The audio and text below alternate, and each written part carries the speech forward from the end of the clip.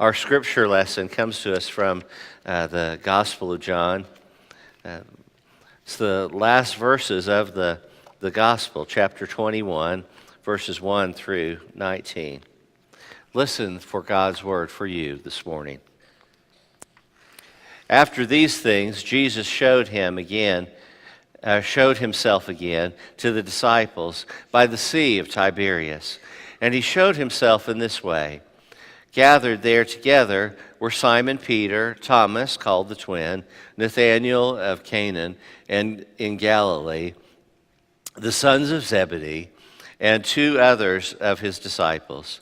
Simon Peter said to them, "I am going fishing." And they said to him, "We will go with you." And they went out and they got in the boat, and that night they caught nothing. Just after daybreak, Jesus stood on the beach. But the disciples did not know that it was Jesus. And Jesus said to them, "Children, you have no fish, have you?" They answered him, "No." And he said to them, "Cast the net on the right side of the boat, and you will find some." So they cast it, and now they were not able to haul it in, because there were so many fish. That disciple whom Jesus loved said to Peter, "It is the Lord." When Simon Peter heard that it was the Lord, he put on some clothes, for he was naked, and he jumped into the lake. But the other disciples came in the boat, dragging the net full of fish, for they were not far from land, about 100 yards off. And when they had gone ashore, they saw a charcoal fire there with fish on it and bread. And Jesus said to them, "Bring some of the fish that you have just caught." And so Simon Peter went aboard and hauled the net ashore, full of large fish, 153 of them. And though there were many, the net was not torn. And Jesus said to them, "Come and have breakfast." Now none of the disciples dared to ask him, "Who are you?" because they knew it was the Lord. And Jesus came and took bread, and he gave it to them, and he did the same with the fish.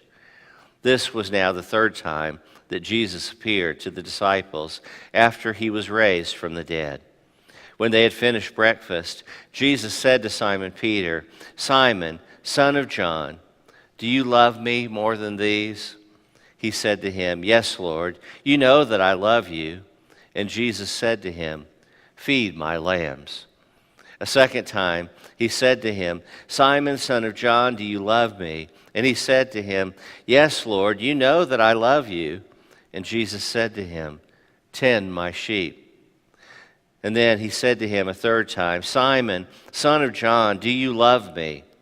And Peter felt hurt because he had said this to him a third time, "Do you love me?"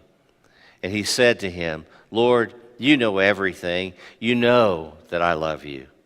And Jesus said to him, "Feed my sheep. Very truly, I tell you, when you were younger, you used to fasten your own belt and go wherever you wish. But when you grow old, you will stretch out your hands, and someone else will fasten the belt around you and will take you where you do not wish to go." He said this to indicate the kind of death by which he would glorify God. After this, he said to him, "Follow me." This is the word of God for the people of God. Thanks be to God.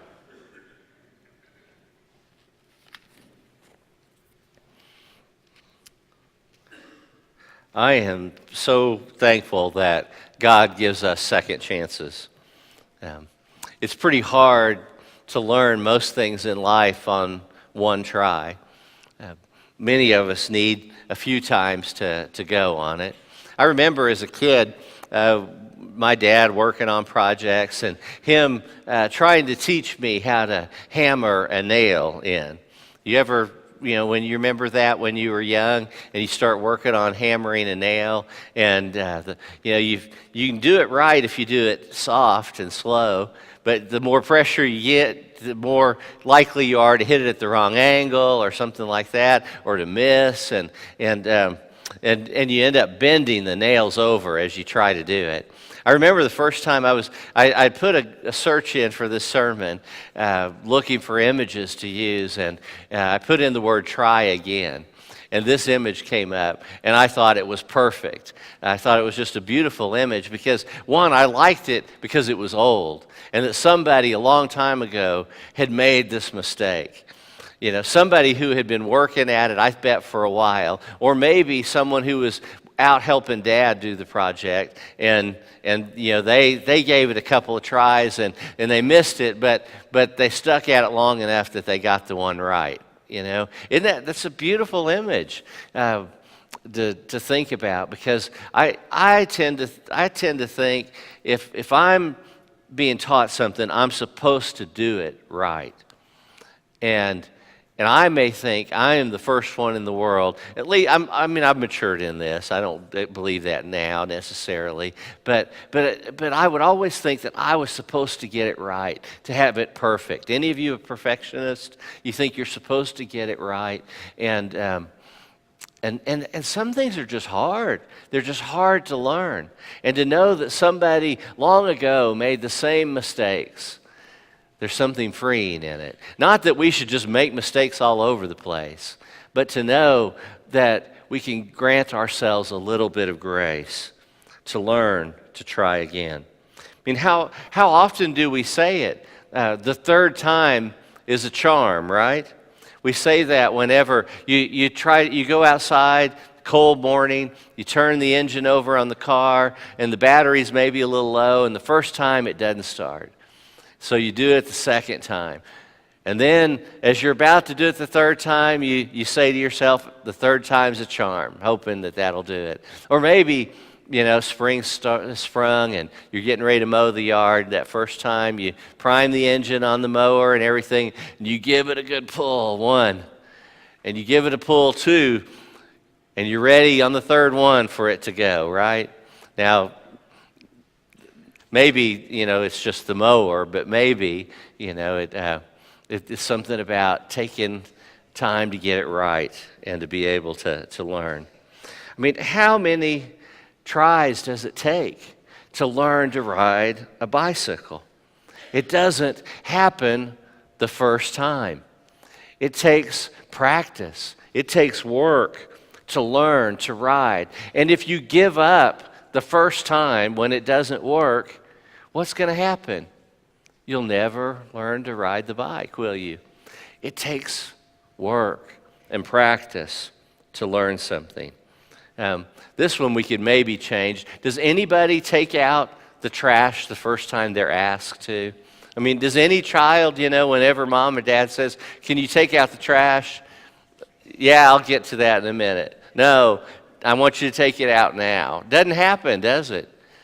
I mean, honestly, if Angie asked me to take out the trash, I wish I could say that I always take it out the first time, but I might not. I might have something else in my mind I think is more important, and that tells you I'm wrong, so I should have done it the first time. But does anyone do it the first time? How about saying I love you? It can be hard. The first time to say I love you, to share those intimate words, I love you, to risk saying them. What's it take whenever you're in a relationship that's now been broken and it's been frayed, to risk saying, after that chasm is there, to say, I love you, to bridge that distance? It's a promise that we make to a new child, a whisper offered to a new sweetheart, admitted to an estranged parent, offered to a lonely friend, revealed to a rival sibling. How hard is it to say that? Those words, I love you. Maybe, and I hope, you were raised in a family that said I love you a lot, but mine was not one of those.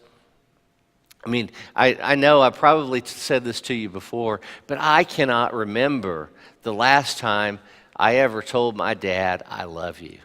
We knew it. I can't remember the last time I heard him say, I love you. But, you know, I was about 40 when he passed away, and I can't remember. I just don't remember those words ever being said. Now, there was no more loving father I could have had in my life, but it was just not his practice and not the way he was brought up, and therefore not the way I was brought up to say those words of intimacy. I love you. And to risk saying them when it's not the case can be hard. It can be hard to do, to share and to offer with one another. Think about Peter when Jesus says to him, "Do you love me?" And then he has to say those words. And he says those words over and over again, to hear it, to say it. Those words, I love you. Has anyone ever cleaned their room the first time they were asked by mom? Sometimes it takes practice and it takes repetition. There's something important for us to learn in our lives about that. We know it about ourselves, and we hopefully operate with that kind of grace with others, knowing that it may take them, they may not be a finished product yet. In fact, if they're breathing, they are not a finished product yet. And God's still working on them to create them to be the person that they are supposed to be. And rather than just choosing to either be disappointed or to write them off, maybe we see that they are a product that is still in work, that God is still trying to perfect. That's the thing I think that was so beautiful about that video, is that there's so much work that needs to be done in our lives, in our faith, and we could get satisfied with the progress we make. I mean, I'm a whole lot better than I was a year ago in my faith. I've grown a lot. Maybe I'll just settle in here, and this is a good spot, you know. I made great progress, just, you know, we'll stick it out here. But the problem is, as was said in that, we never just stay still. We're either moving closer to God or we're moving further away. And God continues to work in us to make us into all that God has created us to be. Jesus asked Peter 3 times, "Do you love me?" And for each one of the denials that he made as Jesus was on trial and going through that horrific time to the cross, for each of those times where he said, "I do not know him," he gives him a chance to make it right. It takes time. It takes work. It takes repetition to be able to live out our faith. Because there are times in each of our lives when we've chosen, maybe not in those exact words, to say, "I don't know you, Jesus," but we choose to follow a different path than what we know God would call us to do and to be. It might be something as simple as words that we say about another person that we could have just held instead. Or a way that we've allowed resentment to be at work in our lives and to cause us to be alienated from one another. We can deny Jesus' will for ourselves in so many ways. And yet we realize that if we return, he's always willing to give us another chance. It's interesting that Jesus chooses to respond in each of these cases, to feed my sheep, to tend to my lambs, my flock. To love is somehow connected to how we care and how we have compassion. It's not enough just to say, "I love you," but Jesus links it to a very clear act of way that we help show that love and compassion to another person. How Jesus calls us to feed his sheep, to be about tending the flock. And this is Peter he's talking to, Peter who becomes one of the leaders of the church in Jerusalem. And he is one of the 2 most important leaders in the church in Jerusalem. He and the disciple whom Jesus loved, John. Those two, and well, really three, I forget. James, the brother of Jesus. These three are the three key leaders of that church. And so we're talking about someone who's in a leadership role. But it's not just to pastors that Jesus calls us to tend my sheep, to feed my sheep. I think he says that to each of us. Because to love God is to mean that we also have love for our neighbor and care for our neighbor, compassion, helping make a difference. That's a part of the job. They are linked and they go together, to have love and to have compassion. You can't do one without the other. I recently loaned my copy of this book, The River Why. If you enjoy fishing at all, this is a great book for you to read. If you're interested in faith at all, this is a great book for you to read. If you like kind of self-discovery books, this is a great book for you to read. I loaned it to John Herndon and in hopes that he would read it, because it's a beautiful story. It's actually been made into a movie a few years ago. So if you like to do that instead of the book, you could find it on the movie, and maybe that'll compel you to read the book, because there's so many things in the book that, as always, are shared that are really important that don't come across in the movie. But it's a book of a young man who's an incredible fisherman, and his discovery, and how he's also, as he's searching for this big fish, he in essence is searching for God in his life. And so it sends him out, and he's on this journey to find himself, and in doing so to find his faith in God. Beautiful story, but in one of these little chapters that he does in the book, where he just kind of leaves the story and goes on a religious journey, he talks about the story, about where Jesus, newly risen from the grave, the disciples, unsure of what they're to do, decide to go fishing. That's what we do in our lives. When we don't know what else to do, we go back to what we know, don't we? So they go back to go fishing, and they think, well, let's try to figure it out. Let's go, we've been thinking about it way too much. Let's go do something, and then we'll come back to it, and maybe we'll have some answers. And so they go out to fish, and they're having my kind of luck fishing. They've caught nothing, and then they have this miraculous catch by the direction of someone from an outsider looking in, telling them what to do. And as they do it, they realize it's Jesus that's risen. And what he reflects on is this one simple passage. There were 153 large fish. And he's thinking, here is the Lord of creation, the one they have spent their lives following for 3 years. They have devoted themselves to Jesus. He has died and now is risen again. Who stops to count the fish? Who stops to count the fish? Is it maybe just something that fishermen do because we're so obsessed with numbers? A fish that does not have a number is not a fish. It's like a baby, he says. It's like a baby. A baby that has no numbers is not a baby. It's a non-entity. It is a baby that weighs 7 pounds, 9 ounces, or is 19 inches long or 22 inches long or something like that. We have to put something. If it's not measured and quantified, it is not. And is that the case of a fisherman so deeply that it does not count unless there is something to quantify it? And so he goes through kind of a couple scenarios of how it happened.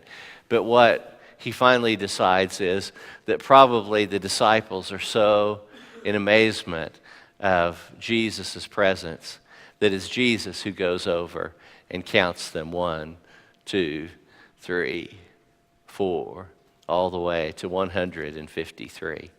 Kind of a beautiful story. Just imagining how it is that these things might happen.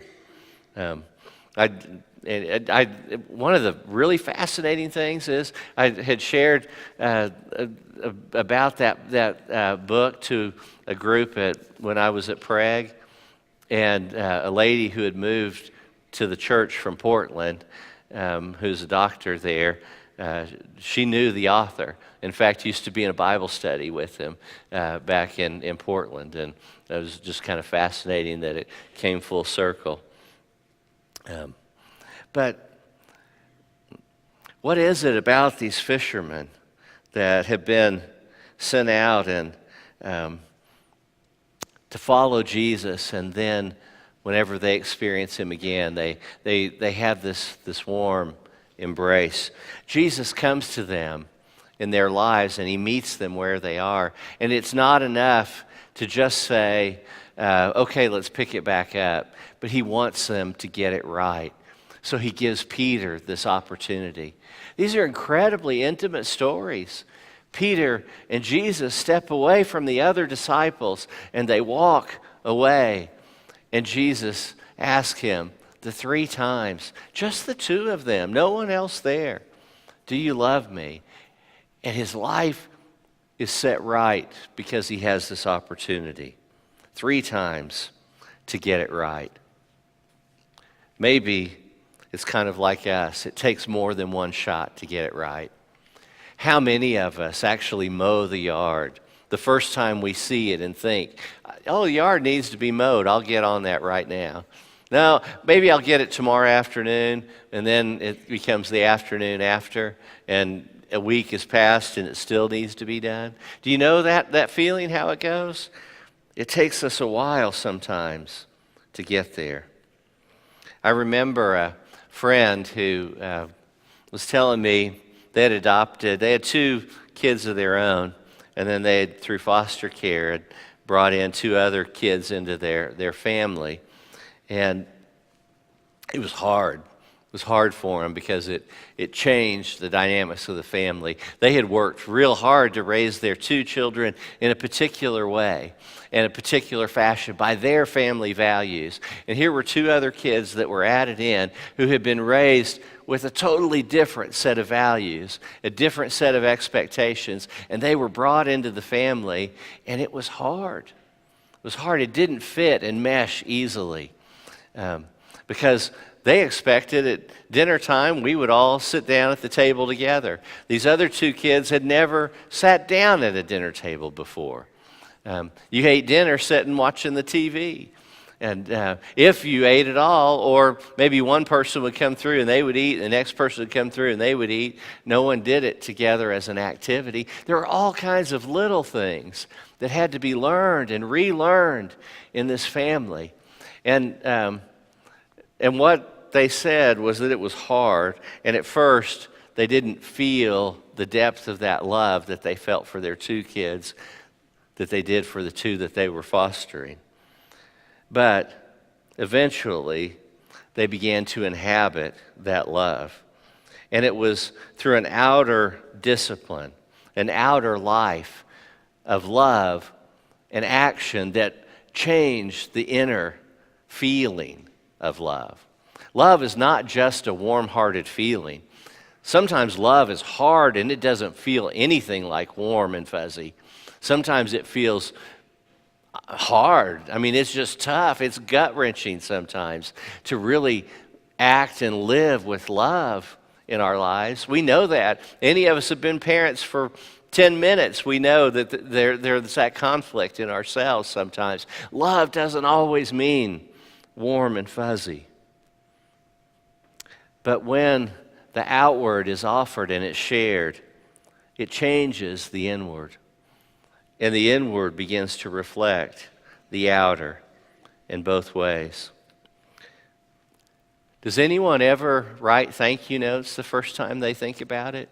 Do you do that? Do you, oh, I need to write a thank you note for that, and you get out it and do it? I mean, other than Jimmy Fallon, does anybody write their thank you notes on a regular basis? I mean, you know, Friday night, Jimmy Fallon's going to do his thank you notes, right? And so, well, if you watch NBC, you know that one, but we need some practice in our lives. We need I think repetition, ritual, and reinforcement. The repetition to do it over and over again, and that's what Jesus offers him. And we make it a ritual, a regular practice of our lives, and then we reinforce it over and over and over again. That's why we don't just, I think I'll go to church this week, but I'll not go to church next week, and then maybe I'll be there the next one. No, we make it a regular practice. We make it a ritual. It is our practice to do. And because of that, our life is shaped by it, and it becomes who we are. It is so deeply ingrained in us.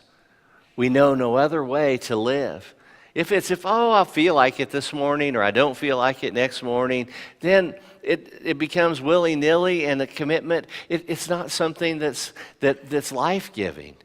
We come back to it when we find ourselves in trouble, and it's always good to have it to come back to, and it will always be here. Jesus will always be here for us to come back to. But the truth is, if we want a deep, lasting relationship that will carry us through, we got to make it regular, repetitive, a ritual of our lives. That's what we do.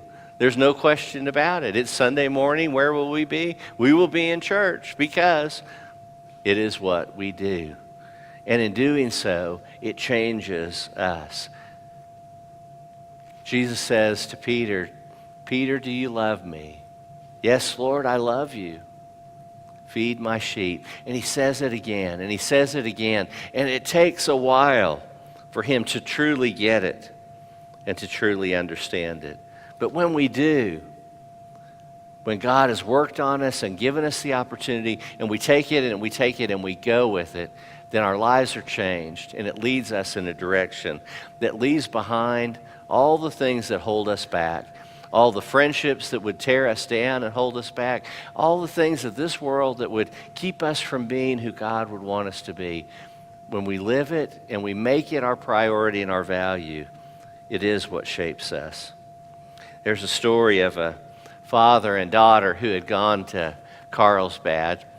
They'd gone to see the caves, and so they start to work their way down, and she is eager, and so she's running out to go down it. You know how you make those little waves weaving down the path, and as she's getting into the darkness, she realizes that maybe she's gotten out of touch with where her dad is, and so she says back, "Dad, are you there?"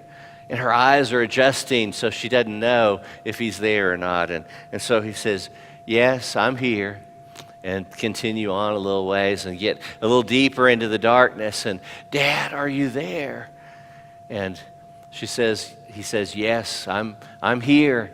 And they keep on going, and they get down a little further. And, "Dad, are you there?" He says, "Yes, I'm here." And then she says, "Dad, will you hold my hand?" And he takes her hand and he asks, "Why?" He says, "Because my ears know that you are there, but my hand doesn't." How often are we that way? You know, we ask and we hear and we know that God is there, but we want that connection, that absolute, so that our lives depend upon it. Jesus came to the disciples, not just one time. He appeared to the disciples while they were in the room, and remember that Thomas wasn't there. And then he reappeared to them when Thomas was there and others were there. And then when they still haven't figured out what they're to do, and they decide, well, let's just go fishing. You know what he does? He returns to them another time, and he shows himself to them. And he fixes them breakfast, and they eat together. And they know with the deepest assurance that God is there, that Jesus is with them, that they can trust that even if Jesus died, that his life was brought back to him again, and that there's nothing in our lives that we'll ever go through that we cannot trust in God's presence with us. Jesus' appearance to the disciples assures them that they are not alone, and that God continues to work on them. And it's also our assurance that we are never alone. He is always with us, and he'll never give up, and he'll always offer us another chance to get it right. Amen.